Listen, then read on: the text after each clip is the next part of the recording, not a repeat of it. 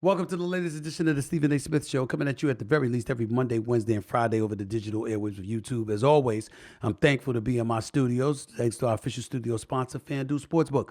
FanDuel is the official sports betting company of the Stephen A. Smith Show. Please make sure to like and follow the Stephen A. Smith Show on YouTube. Just click the bell to get notified of all of our new content, please. And be sure to pick up a copy of my New York Times bestseller, Straight Shooter, a memoir of second chances and first takes. You know, like I told you before, everybody knows I'm synonymous with sports, but I'd like to believe that I care about more than that, and I'm interested in helping make a difference in the little small ways that I can. And one of the ways that I try to do that is talking to people that are really, really connected to the political apparatus that essentially governs this country.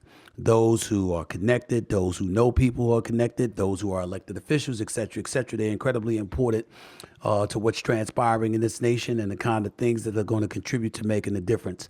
One of the things that I pride myself on doing is talking to people from all sides of the aisle, both sides of the aisle. I say all sides because I interviewed Cornel West a few weeks ago, and he's an independent. Obviously, you've got the Democrats and the Republicans. I'm a registered independent. Although I primarily lean towards voting Democratic, I'm not beyond voting for a Republican. It depends on the issues. It depends on their position on the issues, and it depends on their statesmanship and a willingness to govern all of America, not just the parts that elected them and support them. So I'm very, very big on that. And obviously, I always want to make sure that everybody knows that on this platform, I'm going to be fair-minded to everybody, and I'm going to listen to what everybody has to say. I'm not trying to engage in any gotcha moments. I'm not trying to position myself to catch somebody in whatever level of lies or whatever it is that they've engaged in. My objective is to ask the questions that I think people want to hear their responses for the record, and to let the people, my audience, be the judge of what they hear. I am not an aficionado. I'm just a concerned citizen at the end of the day that wants to do my part to help this nation be a better place. That's really, really what it comes down to. And one of the people that I've been interested in talking to for quite some time is a guy who's a former mayor of Newark, New Jersey, a former councilman. He's now a United States senator. He's a former presidential candidate. He's somebody that's highly educated, very, very bright, very astute, and very passionate about a lot of issues that he cares about and that he thinks this nation should care about. So why not hear his perspective? I've listened to both sides of the aisle, and I'm not going to change. And I can't wait to talk to my next guest. He is the senator from the state of New Jersey. His name is Cory Booker, Senator Cory Booker. He's up next with Stephen A. right here on the Stephen A. Smith Show. Please welcome the senator himself, Senator Cory Booker. How are you, sir? How's everything going? It is going really well. We claim you, man. You're a Jersey boy now. I appreciate that, man. Thank you so much. Thank you so much. How much time do you actually get to spend in Jersey these days? I mean, I don't know if people understand, the schedule of a United States senator. Break that down for us. I would say about a third of my time is spent in Jersey. Sometimes, obviously, holidays and things like that, I get longer. But, I came down on the train on a Monday night, that's tonight, and then head back usually on a Thursday evening. But then sometimes I'm on the road traveling for, you name it, going to the Middle East or going to Africa, or depending on what my challenges are. So I love my state. I love Newark. And so going home, sleeping in your own bed, that's one of my favorite things to do. Before you were a senator, you were a city council member, if I remember correctly. Obviously, the former mayor of Newark, New Jersey, did an outstanding job, by the way, as mayor of Newark, New Jersey. How much do you miss it? How much do you miss being a mayor compared to being a senator? It's being an executive is a great thing. When you are captain of the ship and the buck stops with you, it's a lot different than being a legislator. So I loved my job. I love hugging on Newarkers for giving me that chance. Best years of my life in many ways. But now the state gives me a chance to be a senator. Now I'm one of 100 in this body, and you got a whole Congress, 535 of us. It's a different role, a different way of fighting for change, but you get singles and doubles all the time, and sometimes you get grand slams. So for me, look, I'm a guy who grew up. My parents literally had to get a white couple to pose as them to buy the house I grew up in the northern part of the state. We were the first Black family to integrate this town. And as my father said, boy, don't walk around this house like you hit a triple. You were born on third base. Compared to my dad, and he grew up in North Carolina in the segregated South, poor. He used to say we couldn't afford to be poor. Boy, we were just P-O, couldn't afford the other two letters. And for him to become the first African-American hired by IBM, after he graduated from North Carolina Central, his HBCU, my mom graduated from Fisk, her HBCU, they come to DC where they just happenstance move into the same building, marry here. Then thanks to the Urban League, they were fighting to get companies to hire their first Blacks ever.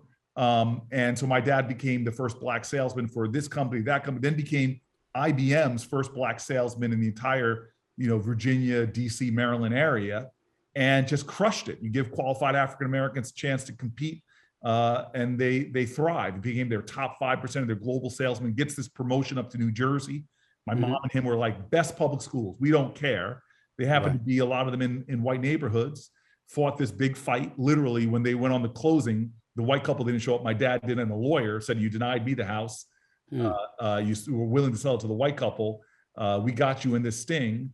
The real estate agent punched my dad's lawyer in the face, put a picture on my dad. Right. And before you knew it, where, as my father used to call us, the 4 raisins in a tub of sweet vanilla ice cream. So now picture this. I am 18 years old. After all that to get in, I'm president of my class, honor society, all-American high school football player, could write my That's right. anywhere I want to go. And my dad's still looking at me like, man, you still got a lot to prove. And even then, I go out and play football at Stanford, do my master's there, get a Rhodes Scholarship, come back to Yale Law School. My dad looks at me, he goes, boy, you got more degrees in the month of July, but you ain't hot. Life ain't about the degrees you get, it's about the service you give. And so my mom challenged me. She said, you could do anything you want. What would you do if you knew you couldn't fail? And I had never thought about that. She goes, you are at the point in your life, you got all this, experience and opportunity.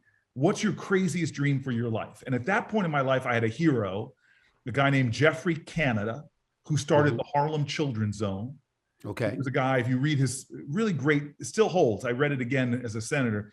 It's a thin book called Fist, Stick, Knife, Gun, where he makes himself very vulnerable. He talks about the fear of violence and why kids bringing weapons to school and all the challenges growing up. And yet at the end of the book, he made this decision to move into a tough neighborhood in Harlem and start this nonprofit with the people. And it's now grown to be this extraordinary organization. So I said, he is who I would be when I grow up. And so I decided I would move into the toughest neighborhood I could find in Newark, New Jersey, and just start my legal organization. I was going to start representing people. And I moved onto this street. I'm telling you, at least my perception, it was just off the chain. One of the more violent sections of the city and one of the more violent neighborhoods in the state at the time. A lot of public housing around me. But I suddenly realized you don't mistake wealth with worth. Because I may have gotten my BA from Stanford, but I got my PhD on the streets of Newark from some of the best community leaders who saw things in me I didn't see in myself, took me under their wing, started taking on the slumlords in the community, having a lot of success, and then they changed my life. Miss Virginia Jones, Mr. Frank Hutchins, a whole bunch of these leaders looked at me and said, you think you want to start a nonprofit here? We want you to run for city council. And I'm like, I'm not into being a politician. I thought I was a good lawyer. No, are you here for your own ambitions or are you here to do what the people want you to do? The next thing you know, they have got me in running against the city machine, against a guy 40 years older than me. And somehow we upset them. And I become the youngest person ever elected in Newark city government. And the rest is sort of, it now. It is all about, for me, remembering who put me in this game. Okay. And what, in fact, look, if you can see this, that's the map. I see it. That was the map when I ran for city council in 1997 that was hanging in the headquarters there. I keep it there to never forget why I got into public service and elected office. And that's how, I'm the only United States senator that lives in a, majority Black city in a Black neighborhood and that's still, struggling around the poverty line. But I'm proud when I go home and see all the transformative changes, new schools, new parks, new supermarkets, all the things we did together, new housing, affordable housing we did together. And even the stuff I work on now, criminal justice reform, You've always been big on criminal justice reform. You've been on that forever. No question. Liberating thousands of people from unjust incarceration, fighting for environmental justice, to be a part, to get the Biden administration partner with us to get every lead pipe out of the ground in the United States of America so children have better access to clean water. Everything that we work on, we hold it back to this barometer. We got the child tax credit expanded, cut child poverty in half for the year we got it done. Got millions of dollars, not just into Newark, but hundreds of millions of dollars. Over almost 90% of New Jersey families with children got a little bit more money back on their taxes. So, I try to fight for the things that align with that 28-year-old kid who had a great afro, who got into it because he wanted to make a difference in neighborhoods like this. Senator Booker, all of those things are just phenomenal. And not only would anyone not question your record, they wouldn't question your heart. They know it's in the right place. When we look at the climate, the political climate that exists today, however, it seems to be the antithesis of everything you represent, everything you hope for, everything you would want to see, where your interest lies, which is obviously for the betterment of the community, particularly the desolate and disenfranchised. That doesn't appear to be the case when we look at folks on Capitol Hill. That's from a bird's eye view of the average American citizen. As somebody who's in Capitol Hill, participating in that political, just the political apparatus that exists right now, how would you describe the nation's capital in the year 2023? Well, look, there is a lot of cynicism about politics. I shared it before I got in, and a lot of it is justified. We have a political system that is moneyed interests. The lobbyists down here. It's the reason why I gave up taking corporate PAC money and pharma, oil, all that stuff. I say no more for me. But it's understandable that there's cynicism about a system where you see so much conflict, so much politics, and the people's agenda doesn't seem to be often the one that is winning. I say that all to say is I will stipulate to all those frustrations. Okay. But I got to serve down here with guys like John Lewis. You want to talk about heroic human beings, who was a congressperson in this fight. And what he would tell you is that nothing worthwhile is easy, that being a congressperson, or in my case, a senator, if you stay focused on the people, you can deliver things. But more importantly, he would tell you is that, at the end of the day, what is the best advantage towards people who don't want anything to get done or only the corporate interest to be served, the best thing that serves that is cynicism, is people having this nihilistic surrender to what is, thinking that they have no agency or power. That real leadership, and again, this is the John Lewis model, is not for people to look at me, oh, I'm your senator, follow me. No, real leadership is about helping people to understand that they are the leaders that we're looking for, that they have agency and they have power. And if you look at American history, you have to first accept the fact that American history, as James Baldwin wrote in The Fire Next Time, is a perpetual testimony to the achievement of impossible things. And second, you have to understand that the real change we fight for doesn't come from Washington, it comes to Washington. Can I interject right there? It makes perfect sense. I believe you. There's no doubt that you're right. The problem is, as an average American citizen out here, particularly the ones that you care about, and it's not to imply that you don't care about all, but certainly those that are at a disadvantage and could use some assistance. You fight for the little man every day, the figurative little man every day, and woman, obviously. You know good and well, Senator Booker, that most folks don't have the time, and in this day and age, the energy Yeah. to take the bull by the horn and do exactly what you and others are proposing they do. They elect folks like you to do it for them. Right. How do you handle that? I listen, man, and I handle it well because when we vote, we win. I just had a meeting in this office a little while back with Raphael Warnock. Okay. There's only Yes, I know four it. black people. Senator for Georgia. Yeah. Senator for Georgia. Senator Yeah. from Georgia. I'm the fourth black person popularly elected in the United States history. Raphael Warnock is like number 11. Right. And he and think about this, what used to be the cradle of the Confederacy. Georgia sends a black man and a Jewish man to represent them in Congress. Why? Because there were record turnouts. Because folks in Savannah, folks in Atlanta came out at record numbers. And what did that enable us to do? As soon as the two of them were elected, and we knew we had the majority in the Senate by one vote, me, Sherrod Brown, a bunch of us reached out to the President of the United States and said, you need to expand your agenda and start looking at real big wins for economic justice, got the child tax credit. For healthcare expansion, we were able to do serious reduction in prescription drug prices for things like diabetes, insulin costs. Okay. For incredible, as I already told you, efforts to help black farmers, to help get lead pipes out of the ground. We have done so much by one vote in the Senate this time. The biggest infrastructure bill, expanding broadband in places in Georgia that didn't have it before, roads, bridges, union jobs, so much so because those two people were elected in a city that was tight, but they came out to vote in communities there. So what happens often is the most common way people give up their power is not realizing they have it in the first place. And often they don't realize it just takes a little bit of engagement. You are in a democracy. The cost of democracy is participation. Right. The biggest threat to democracy is apathy. Right. Understanding.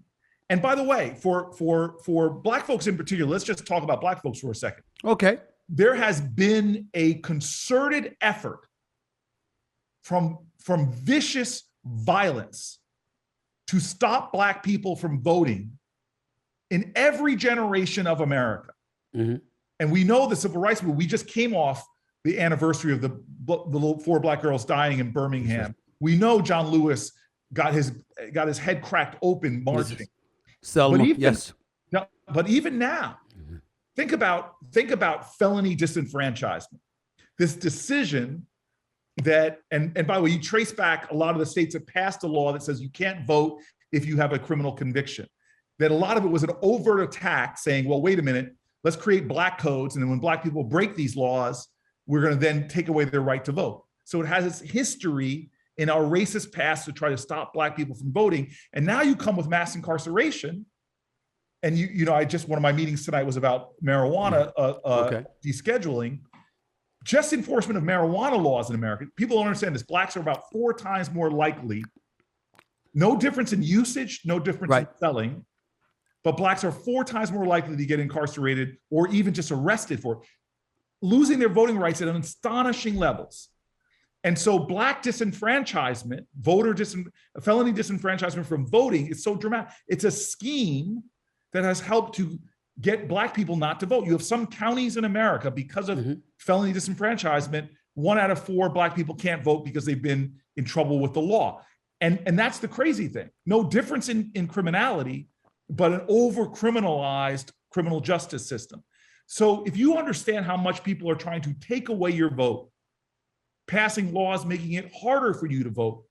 In the state of Texas, it takes a black person about 40 to 50 minutes longer to vote. Now you're that busy person with a single mother, with a struggling, time is money, and you're coming off from work, you got to feed the kids, I got to run by my polling place. And in my community, because of the laws, there are longer lines at the polls.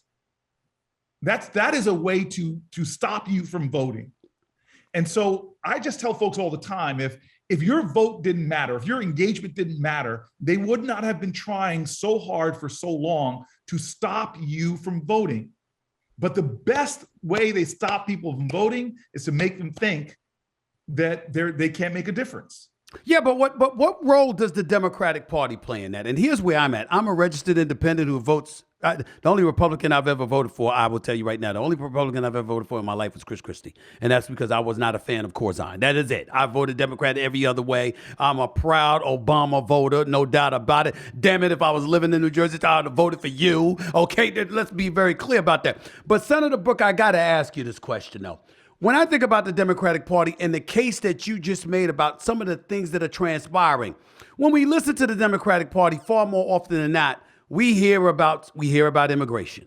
We hear about the Republicans and what they're doing wrong with the border walls and what have you, and there's a focus on that. We hear about transgender issues and stuff like that. You hear about these things, not enough about the kind of things that you're pointing to. I'm not saying we don't hear it at all, but we certainly don't hear it and have it in our face, inundated in our ears, the way in terms of the issues that you just brought up compared to some of these other issues. What do you say to that? Look, what is the Democratic Party? It's, again, 70 plus million people voted for the party. But for me, it's the issues. My grandfather was born a Republican, raised a Republican. He switched to the Democratic Party in the time of FDR. Was a union organizer for the United Auto Workers and went out and converted to the day he died. He bragged about the 14 districts. I'm like, Granddad, why are you a Democrat? Well, it's the party of Social Security, Medicaid, Medicare, party of civil rights, party of his unions and labor rights. He would go on this whole diatribe about all the things, but he would always tell me, I'm a black man in America. I'm with the party, but I'm not with the party because of some tribalism. I'm with it because of the issues. And he would tell me, educate yourself on the issues and vote for what makes sense for your communities. And so for me, this is not complicated. I don't demonize Republicans. No party has a monopoly on the truth. And I'm tired of the tribalism in our country. We have too much partisanship. It's too much. For partisanship's sake. I remember one study I read about, like, they took an arcane policy issue and said it was a Democratic idea. And immediately when they polled it, of course, 80-90% of Republicans were against it. They took the same idea and said it was a Republican idea, and immediately all the Democrats were against it. We got to cut that stuff out. We as Americans agree far more than the media and other interested parties want to tell us. And I still remember I'm running for a town hall stage when I ran for president, and this guy looks at me, and big guy, looked like he was a linebacker for Iowa State. I'm a former tight end from Stanford. And the guy's like, dude, I want you to punch Donald Trump in the face. And I look at him and I go, dude, that's a felony, man. That's a felony. Right. And I teased him. And I jumped up on the stage and said, let me keep joking with this brother. That's the problem. We have a nation that's tearing itself apart, where our definition of activism has become who we hate and not what we want to build. You think Martin Luther King and all those marches in Birmingham against Bull Connor brought bigger dogs and bigger fire hoses to double down on the darkness and the violence? No. Do you think it was all about hating Bull Connor? No.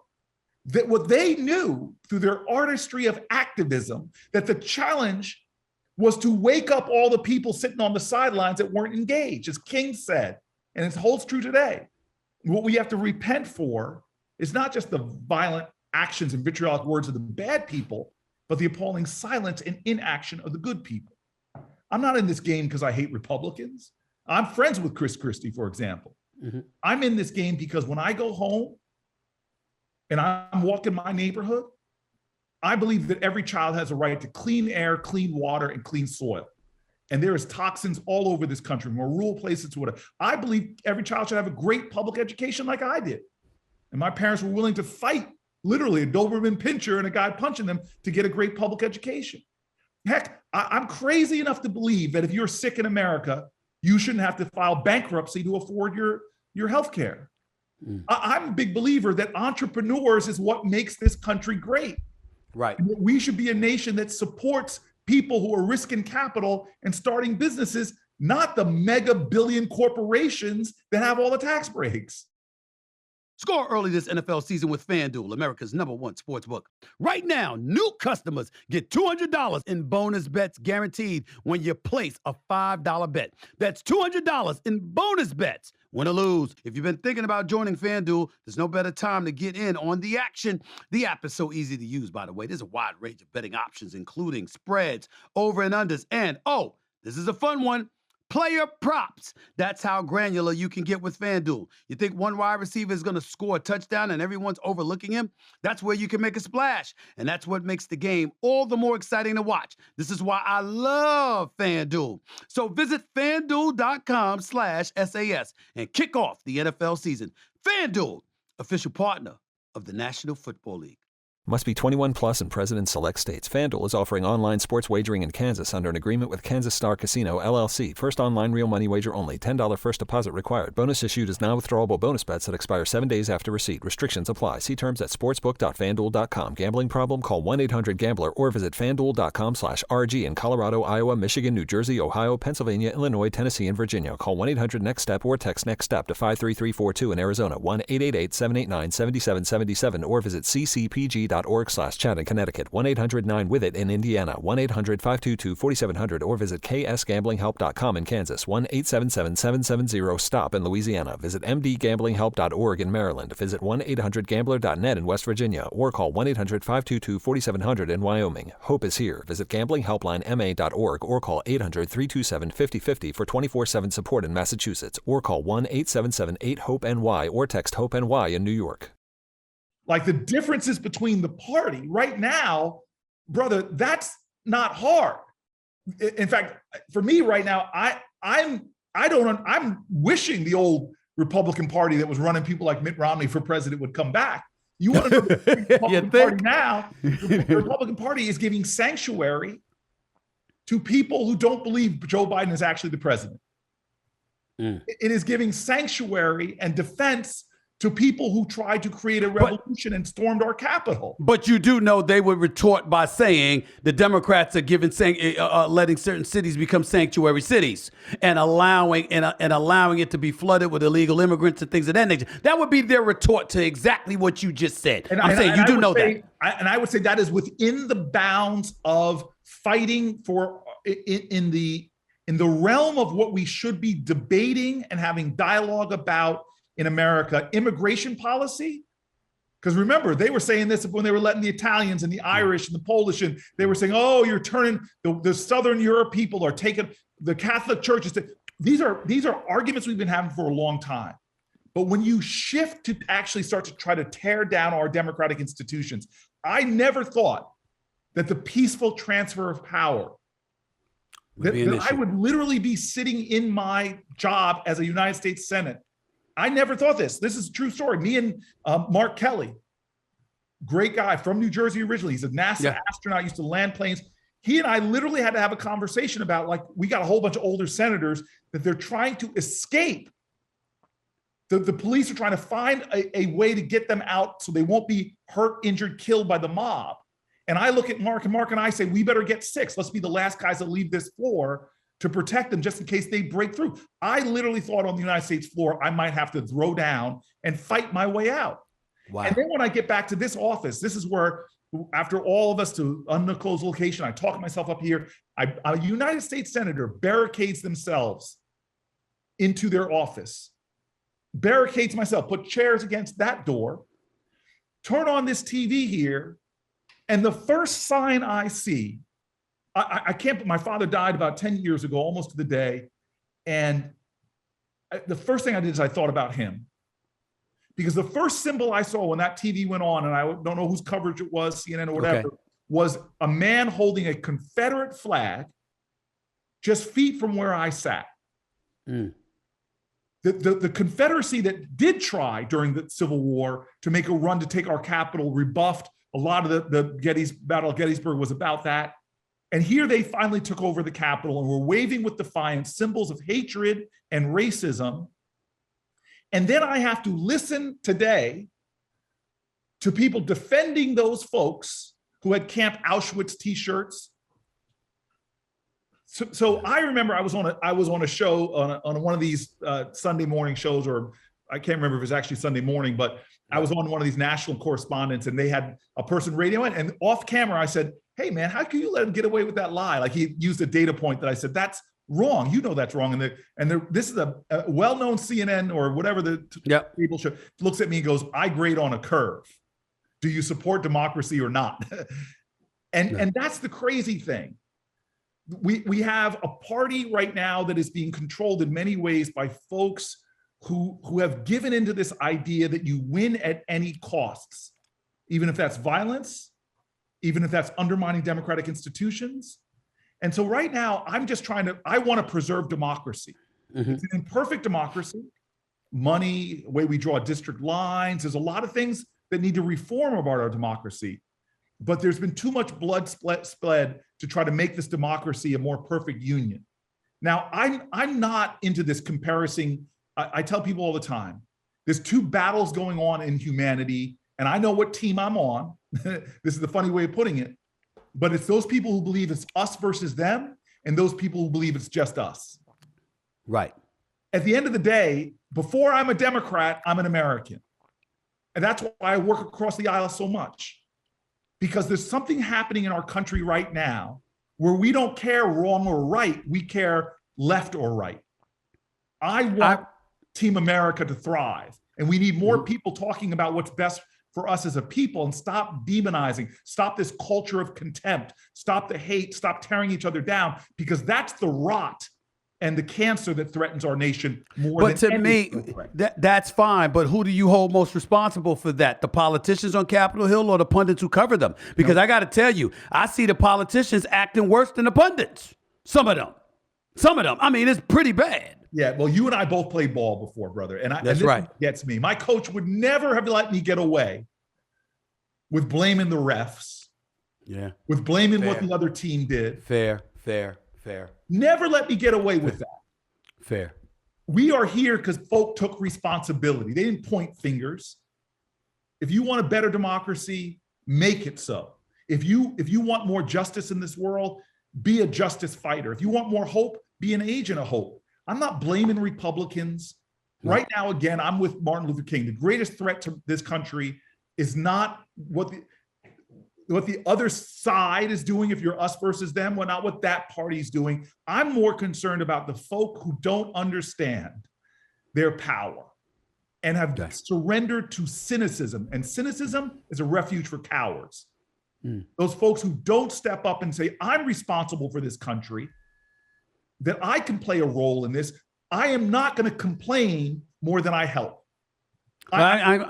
I'm not going to lie to you. That's one of the reasons I'm interviewing you. That's one of the, listen, I'm a sports guy, for crying out loud. I got my own podcast and I'm interviewing politicians now all the time. For some reason, y'all like talking to me, and I love it because I love talking to y'all. I just love it, and I learn more and more every day, and it edifies me and it inspires me not only to go out there and learn even more, but to contribute to making a difference. And one of the ways you do that, one of the things that I do, I always encourage people to vote. I never encourage indifference or apathy of any kind, because I'm like, that's not the way to create change. The number one tool to create change in this country has been voting and making change that way. Having said that, I will say this to you. You're a senator. You wanted to become president.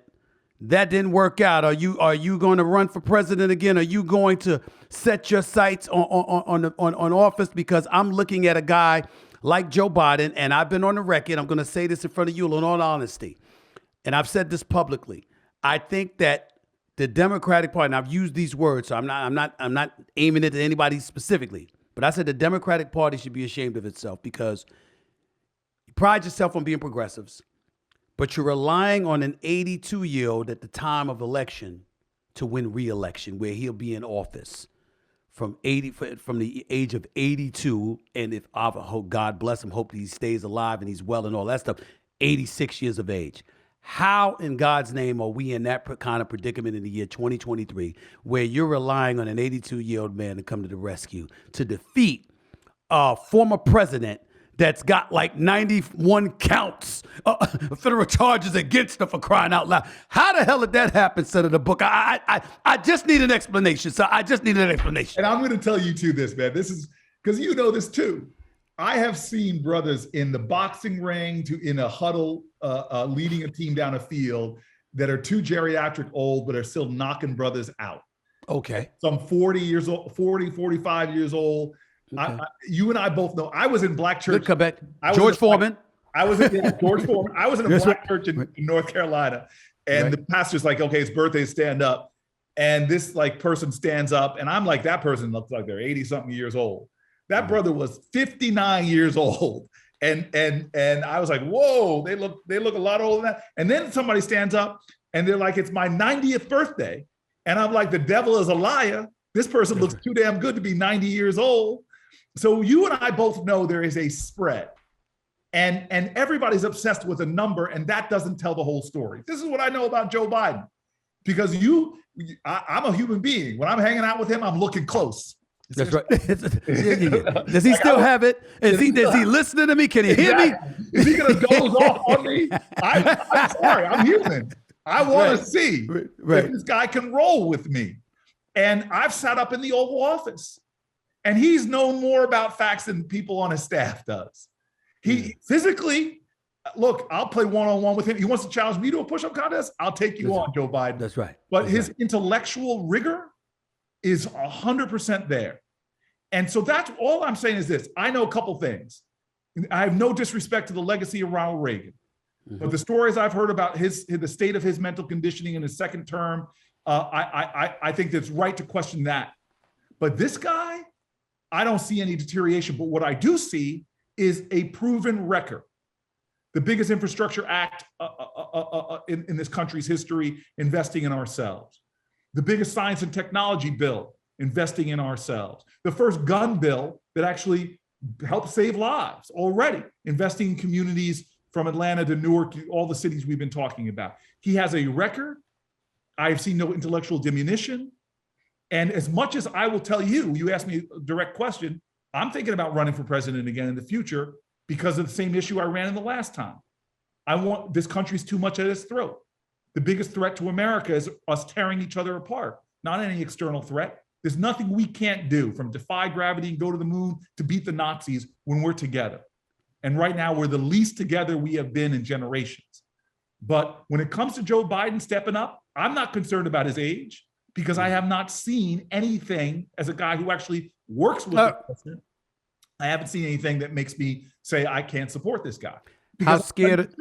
I would run against him if I didn't think he could carry us over and win against Donald Trump. And I know there's a lot of other people, a lot of other Democrats that are ready, young horses that have stepped back and said that let the old lion finish what he started, Right. because he hasn't shown any diminution.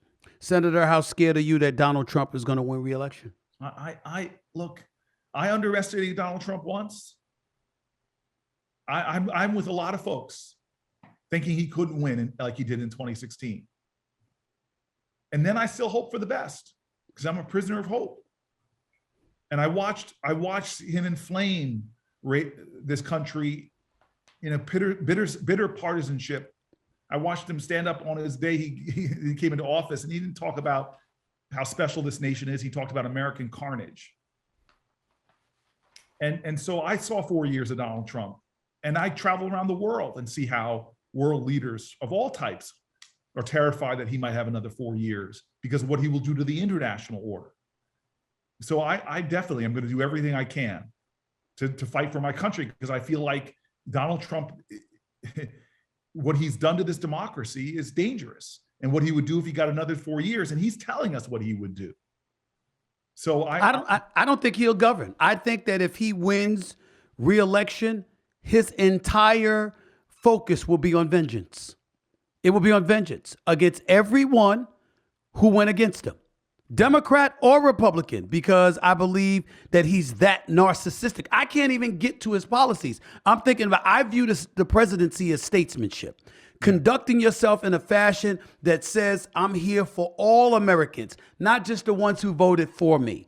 And I don't view him as being that kind of person. And as a result of that, I literally believe if he's reelected, it'll be a civil war in this country. Now, that doesn't sound like the hope and exuberance that Senator Booker preaches about and obviously advocates strongly. It's more gloom and doom, but I also think it's apropos when it comes to him. Do you think that's appropriate for me to say? I will never say the certitude of violence And I always think our institutions, like Chance the Rapper, don't believe in the king, believe in the kingdom. I believe that I believe in this republic, and I believe in its resiliency. It survived 4 years of Donald Trump, and I would hope that he will test us, strain us, but I hope we're bigger. But I don't want to have to go through that stress test again. Neither do we. I don't. Neither do most of us. Yeah. I'll say that. But let me ask you this. I'm gonna go issue by issue real quick. Try to get some quick responses from you here before you go. Gun control.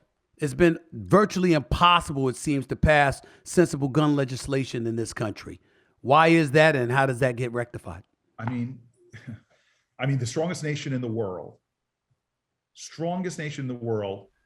now tells our children, because we have more active shooter drills in America than we have fire drills, now tells its children this implicit message: we can't protect you. So in schools every day across America, we're going to teach you how to hide. If that's not a surrender. So we are in a crisis because there's fear is a cancer, and it erodes the well-being of any society. And we live in a fear-based society now because people are afraid to go to their malls, they're afraid to go to concerts, they're afraid to go to church without thinking to themselves what might happen.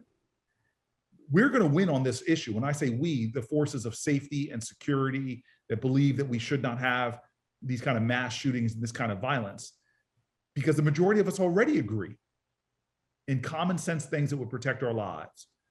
So if you ask me what it's going to take, unfortunately, it's going to take more and more people when they go to the polls and say, I might not like this person on this side, but here's the party I'm going to vote for that believes in democracy. Here's the party that I'm going to vote for that believes in common sense gun safety laws that 70 to 90% of Americans agree on.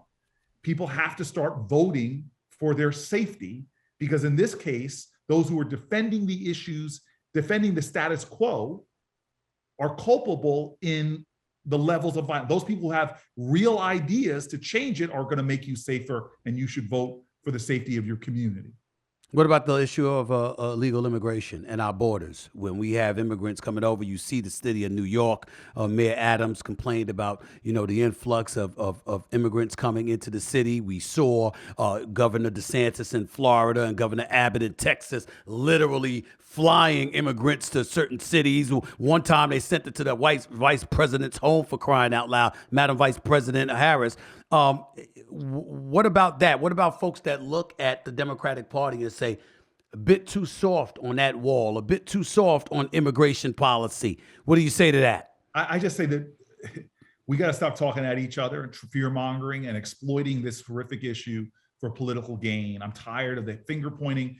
Both parties are implicated in this situation, and there's just a bunch of stupidity going on, like letting people come in for asylum but not letting them work. You could clear out a significant number of the people out of the New York City shelters if you just said all the people who are looking for folks to do jobs that Americans mostly do not want to do, let them have work permits while they're waiting their asylum adjudication. Should we secure our border? Democrats should be stepping up right away and saying, absolutely. You know why? It's a human rights issue. There's a passageway in which people are one of these main thoroughfares that people are trying to cross our borders. These immigrants are dying. They're dying in the desert. We need to protect our borders so they know this is not a viable way to get through. You cannot penetrate in the ways of these mules and others. So creating some kind of, and it's not going to be a wall all the way across. That's 10th century technology. There's ways, if we are willing to make the investment. And then we've got to improve our asylum system. Nobody should be waiting months or years to be adjudicated. We need to put a lot of more resources there. And then we've got to stop the lies. I went out to work. What lies? I went out to work with farm workers. The farm workers union in America, the biggest farm workers union in America, challenged all 100 senators to work side by side with a laborer on a farm. Only me and Padilla in California said we do it. And it was, I used to squat 600 pounds, bench 300-400 pounds. I'm a strong guy. I'm still a pretty good a guy for a middle-aged man, but it was the hardest work I've done in a long time, sweating in the hot sun. Mm-hmm. Most of the women that I was working with, all undocumented, talking about the kind of sexual harassment they face, the wage theft they face.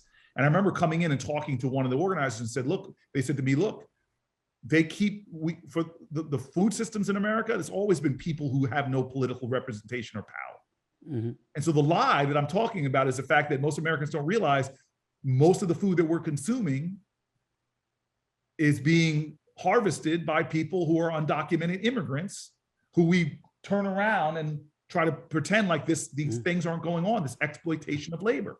Got it. We need to create fair, just, legal systems that doesn't have our businesses violating the law, from meat packers to our farms. This is not a complicated problem. People are exploiting it politically. And the crazy thing is we are a nation now suffering because we don't have enough labor. Think about this. I had the president of Stanford University, my alma mater, come in here and say, I have people coming into our country getting degrees in things that half of Congress can't spell, and we don't let them stay here. We kick them out of the country. We need agricultural workers. We need tech workers. We have just like Europe and China right now, their birth rates are going down. They need labor. Canada's cleaning our clot right now when it comes to bringing in immigrants. So this is not a controversial issue everybody's making it to be. And it's not this zero-sum game where the Republicans are all wrong and the Democrats are all right, or vice versa. There's a way to do this that will help to make us far economically stronger, protect human rights and human dignity, keep America being that proud country that the Statue of Liberty proclaims, that so much of us, except for Black folks and Native American folks, we got here because we were a nation that knew we were going to build this nation on the best immigration, grittiest, toughest, hardest people all around the planet. I'm tired of people casting our political divide in this country as some binary good versus evil, us versus them. Every one of these issues, there's a lot more common sense that could get us through these issues than people are allowing. Yeah. And if we keep fueling this beast that is just about us versus them, we're never going to really solve these problems and find common ground. Well, they're fueling it because they're trying to get the seats, and it's all about getting that power. And that's really what this comes down to. Let me transition to my wheelhouse before I let you get on out of here. Because recently you introduced a bipartisan discussion draft of legislation along with Senators Richard Blumenthal and Jerry Moran that would set national standards for name, image, and likeness deals for college athletes, called the College Athletes Protection and Compensation Act. You're a former tight end, if I remember correctly, at Stanford University. You're an all academic team, all of this other stuff, but you played football. You just talked about how strong you are, how athletic you are, how much you care about sports and all that. I mean, I want you to tell me about this and why you felt it was needed. First of all, the older I get, the better I was. So stipulate. I know the feeling. Anything I brag about on here, you just stipulate that it might be. I'm not that old, but my recollection might need some refreshing. Yes, sir. Yes, sir. No question. But this goes to the point. Like, everybody thinks, oh, politics. I don't want to get. Politics, this is the sacred civic space that touches every aspect of your life, from the food you eat to what you watch on television to the laws governing your credit card. And sports is the same way. You know this. It was an American president that saved American football because people were dying. And he said, we got to create, that was a precursor to the NCAA. And so I came to here thinking, this is crazy. $15 billion industry, college sports, $15 billion. And all the people working in the fields and working on the courts that generate this revenue, we're seeing pretty much none of it. And then the stories I know from playing, friends of mine who are going in their pocket to pay for injuries that they received putting butts in seats when they played. Think about this: knee injuries, spine injuries, head injuries. 20 years later, I've got to pay for that, even though I made millions of dollars for the university? Or how about this? They talk about the graduation rates for, if you disaggregate the data and look at the graduation rates, it's damn only about 50% of Black athletes are even getting their degree. And then if they want to come back a few years later, after they maybe tried in the pros or what have you, they have to go in their pocket to pay for those last credits. So I knew that there was a lot of stuff about the NCAA that was just dead wrong. When you have people like Shabazz Napier saying, I can't even afford to eat because of the laws of the NCAA. When there are kids that play out in California, their family lives on the East Coast, they can't even fly their parents out. They're selling their jersey with their name on it for more money in the school bookstore than their parents make in a day's labor. Yeah. So we knew we had to change the system to protect athletes' health, to protect athletes' education, to do the things the NCAA would give lip service to, but wouldn't deliver on. Now, the new NCAA head, I'm so proud of him. He's talking to these issues. We're in dialogue. A lot of the different league heads were in dialogue. Yes. This is a bipartisan athletes' bill of rights, a bipartisan discussion document that we want to create really some rules to the game around NIL, create a national governing body that can start doing with teeth to hold people accountable. Because there's no enforceable standards right now for concussion, for sexual assault. Imagine you're a coach on the sideline, your quarterback just gets his bell rung, the game is on the line, millions of dollars at stake. You know he's not 100% ready to go back in, but heck, there's no consequences for him sending that guy back in, even though he knows his health is at stake. Wow. So this is a smart draft that makes the game a lot fairer for the people that actually play it. And we have the power in Congress to do something about it because we give exemptions to antitrust laws to let the elite. Yes, you do. Baseball enjoyed it for decades, and now obviously all the sports have it to some degree. And I think the NCAA is really, really smart. They're a bit late to the party. They've got new leadership. I get that.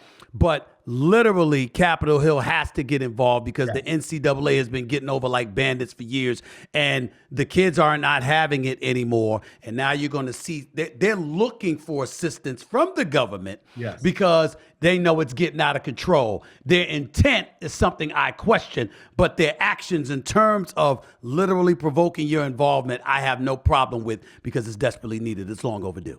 Yeah, amen. Amen. Look, the players groups who we're working with, they're not asking for the moon.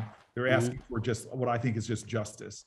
And imagine this, like, especially in today's day and age with these digital devices, you could be in a room before the NIL rules started moving where your roommate has a Twitter feed about you that he's monetizing because everybody wants to know what's the insight, but you get on that same feed and you're suddenly ineligible. So we've got to create rules. Now, listen, it can't be the Wild Wild West. Of course not. Packworch of different states have different laws, different leagues, different divisions. We're creating, I think these inducements they're giving athletes to sign on is undermining the game. There's got to be some rules for the road that make the game competitive because what's happening in college sports right now, I'm really worried. The almighty dollar has already destroyed the Pac-10. I mean, think about the lore from UCLA basketball when you and I were growing up to even modern day rivalries of Stanford, the greatest team ever to grace a football field, versus USC. To see that the way that the mighty dollar is causing our traditions, the heritage of our country to erode all these things, I think that's problematic. But at the end of the day, I'm fighting for the athletes, for their health, education, and well-being. Well, let me say this. Senator Cory Booker is fighting for far more folks than the athletes. I appreciate your work. I appreciate your service to this country, the great job that you've been doing. I don't agree with everything Democratic. You know that. You know, I got my issues, okay? Hey, I don't agree with everything in the Democratic Party either. But I really appreciate you. And Stephen, you know this. Coalitions are important. If everybody in your coalition agrees on everything, your coalition isn't big enough. Right.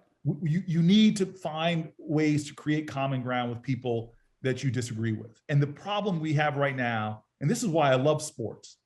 This is why I love the world you're in, because what I learned on Stanford football is I was bleeding next to a guy who identified as a Republican and conservative, but I saw their humanity. We're in the same trench, going through the same 3-a-days in August, and we have failed. Somehow we've stopped seeing each other's shared humanity.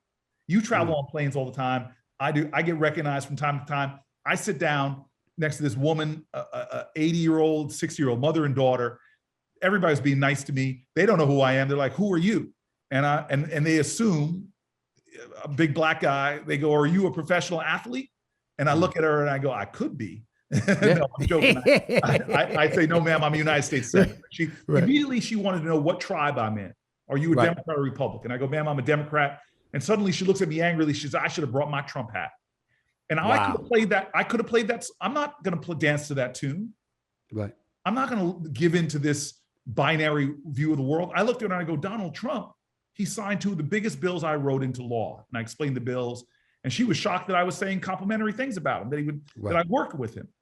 Before you know it, by the time the plane landed, we weren't on polar opposites. We weren't left and right, red and blue. We were Americans sharing stories about our grandparents and our children and our shared culture. We have so much more in common. Sports, to me, is one of those binding things in our culture where people can become friends with you even, and then suddenly realize, as much as I may say I hate Republicans or hate Democrats, Right. I see your humanity, and maybe we do have a lot more common. Maybe we have the makings to build a strong platform to make this nation thrive into the next generation. My very last question to you: who's the Republican on Capitol Hill that most reminds you of you? Oh, wow. Based on what you just described and what your hope is for this nation, who's the guy on the opposite side of the aisle who speaks that specific language? Listen, I've joked about this a lot. That if I could do a unifying ticket for this country, I would have Mitt Romney be my vice president and try to say, listen, America, we have a lot of disagreements, but here's two guys that believe that we agree on 70% of the stuff. Let's work together on that stuff. Mitt Romney's a really a decent guy, and I've been blessed. And an elder, he's a senior statesman down here, and I feel blessed to have gotten to know him. Yeah. Senator Cory Booker, I'm blessed to have this conversation with you. I hope it's one of many. You know you're always welcome. I can't wait to meet you face to face sometime in the very near future. Thank you so much for your time. Thank you for your service to this country. I really appreciate it. My Giants are going to have a good season. That fluke against... I'm not going to tell you that. But I will say this. I'm stunned that they came back from that huge deficit against Arizona and won the game. But come on, they still need. Listen, there's hope. Listen, they got more hope than the Jets because the Jets lost Aaron Rodgers and they got Zach Wilson, so they're gonna have more hope than the Jets. That I could give you. I can't give you more than that. All right. And what do you think about my man in Colorado? The last vestiges of the Pac-10. My Stanford's 0-3, so I got to root for Colorado now. What Deion Sanders has done is miraculous. It's undeniable. It's sensational. He's the greatest quarterback in the history of the NFL. A special teamer, kick returner, punt returner, wide receiver, baseball player. The guy's phenomenal, but he's such a motivator and he's so committed to coaching kids and going to Boulder, Colorado. There's not that many black folks out there. Let's just call it what it is. But they're coming now. I've been at 2 of his games, okay? And he's doing a sensational job. And to come from an HBCU, Senator, to do what he's done, there's only one Deion Sanders, and I get that. But what I'm asking people to pay attention to are the coaches he's brought from HBCUs, the players he's brought from HBCUs, how they're looking, especially his son, both of his sons, I might add, along with Travis Hunter and others, how they're looking in D1 big-time, Big 5 competition. To me, it's going to open the doors and force evaluators, not just at those pristine, predominantly white institutions, but also on the NFL level, evaluators to look at talent from the HBCUs and say, wait a minute, we might have misjudged them, miscalculated. These guys can indeed perform at this level. We can't judge them about being so superior against the competition they're going against. They're worthy of being on this level. Okay, I got a Blue Devil right here. All she wants to tell you is don't sleep on Duke this year, 3-0. That's all she wants. Football? Football. Don't sleep on Duke. Don't sleep on Duke football. I won't snore. Tell I won't snore. I won't snore. Okay, tell her I won't do that. I appreciate you, Senator. Thank you so much. Thank you. Take care now. God bless. All right. Many thanks to the one and only Cory Booker, Senator Cory Booker. Thanks for watching another episode of the Stephen A. Smith Show. I'm here at the very least every Monday, Wednesday, and Friday over the digital airways of YouTube. Make sure to like and follow the Stephen A. Smith Show right here on YouTube. Click the bell to get notified for all of our new content, and be sure to pick up a copy of my New York Times bestseller, Straight Shooter, a memoir of second chances and first takes. Until next time, this is Stephen A. Smith signing off. Peace and love, everybody.